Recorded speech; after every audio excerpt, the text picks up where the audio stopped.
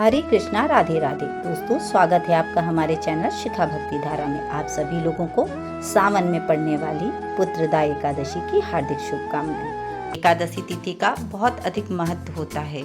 एकादशी तिथि भगवान विष्णु को अति प्रिय होती है। इस दिन विधि विधान से भगवान विष्णु की पूजा अर्चना करनी चाहिए।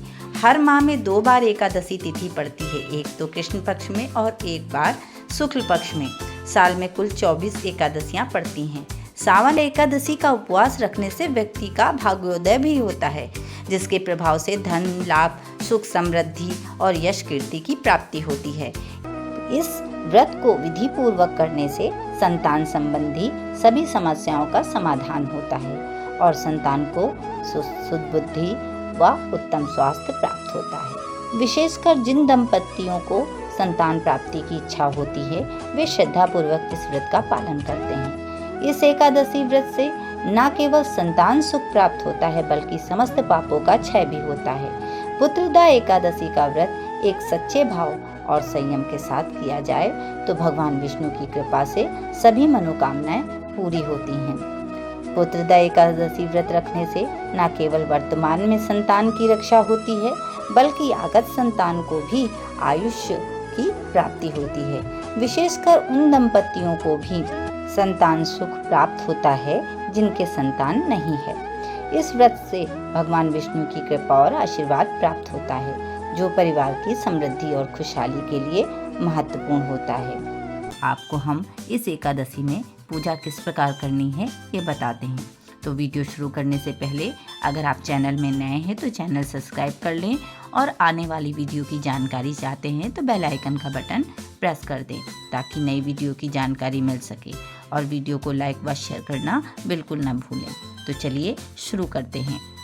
एकादशी व्रत करने के लिए पहले भी बताया है कि ये 10वीं तिथि से शुरू हो जाता है और 10वीं तिथि पर आप एक समय शुद्ध व सात्विक भोजन करें, जिसमें लहसुन प्याज भी नहीं होना चाहिए।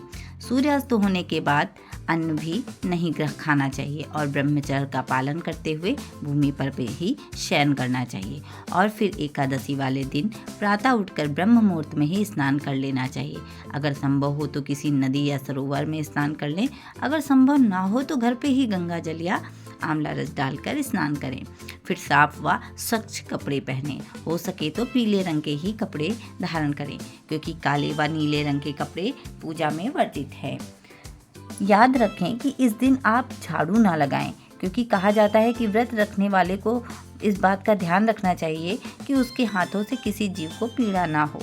और झाड़ू लगाते समय तो बहुत से छोटे छोटे जीवों को हानि पहुंच सकती है, इसलिए झाड़ू ना लगाएं। पूजा शुरू करने से पहले गंगा जल से पूरे घर में छींटे लगाएं और हल्दी से स्वास्तिक मेन गेट पर बनाएं। इससे घर में शुद्धता आती है। एकादशी का संकल्प करें। फिर भगवान श्री हरि विष्णु की जो भी मूर्ति हो या फिर विग्रह हो, और अगर ये दोनों ही ना हो तो अगर आपके घर में लड्डू गोपाल हो तो उन्हें पंचामृत से स्नान कराएं।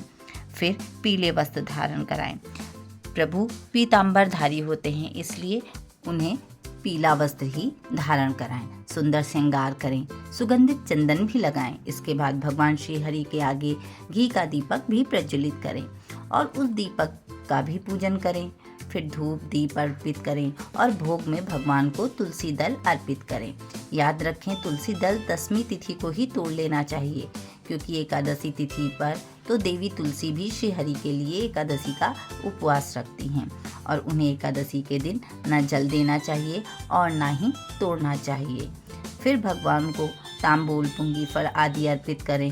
भगवान की मंत्रों द्वारा स्तुति करना। अगर मंत्र नहीं आते हैं तो आप नारायण स्तोत्र, विष्णु सहस्त्रनाम या तो विष्णु चालीसा का भी पाठ कर सकते हैं। अगर वो भी नहीं आता है तो प्रभु के नाम का कीर्तन कर लें। उसके बाद फल व मिठाइयों का भोग लगाएं। एकादशी पे भगवान को पीले मखाने की खीर का भोग अवश्य ही लगाएं। फिर उसके बाद आप पूजा के बाद व्रत कथा का श्रवण अवश्य करें। कहते हैं कि पूजा में व्रत कथा का श्रवण करना अत्यंत ही शुभ माना जाता है और बिना व्रत कथा के पूजा पूर्ण भी नहीं होती है, इसलिए व्रत कथा अवश्य श्रवण करें। उसके बाद प्रभु की वंदना करते हुए उनकी आरती करें। एकादशी के दिन व्रत रखकर पूरा दिन सोना नहीं चाहिए।